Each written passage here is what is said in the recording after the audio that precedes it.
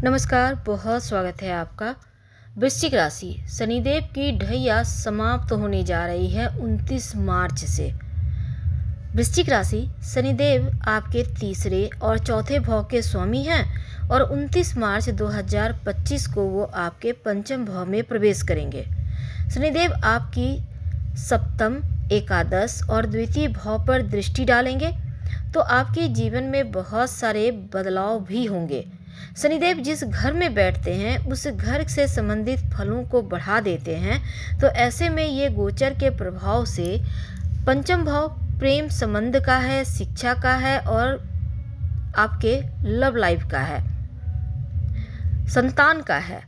तो प्रेम संबंध में आपकी प्रगाढ़ता आएगी, रिश्तों में मिठास बढ़ेगा, साथ ही निकटता भी बढ़ेगी। वैसे रिश्तों को गंभीरता से निभाने के इच्छुक भी आप नजर आएंगे।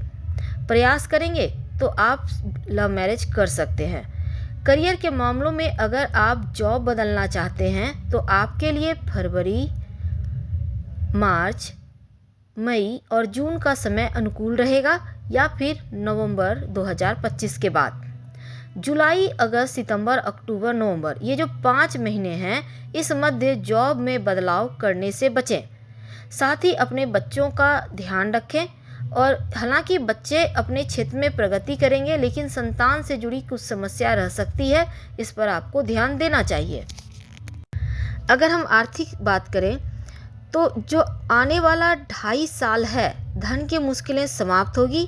व्यापार में सफलता पाने के लिए आप जो प्रयास करेंगे, जो योजनाएं बनाएंगे, उस पर ध्यान दें। शेयर मार्केट से लाभ होगा और धन संचय करने की जो आपकी प्रवृत्ति है वही आर्थिक स्थिरता लाइफ में देगा। तो शनिदेव की ढैया समाप्त होने के प्रभाव ये होंगे कि आपकी मानसिक जो अशांति थी उससे राहत मिलेगी, यानी मानसिक शांति महसूस होगी। आपके माँ के स्वास्थ्य में सुधार होगा और मकान, दुकान, भूमि, भवन का पूर्ण रूप से योग भी बनेगा। लेकिन बच्चों का थोड़ा ख्याल रखिएगा, उनके साथ तालमेल बनाकर चलें, उनके स्वास्थ्य का, उनकी संगति का ध्यान रखें तो अनुकूल रहेगा। हालांकि ये जो समय है, इनकम बढ़ाने और रणनीति या बुद्धिमानी से जो कार्य करेंगे उसी में सफलता मिलेगी। हालांकि धन के मामलों में समय अनुकूल है।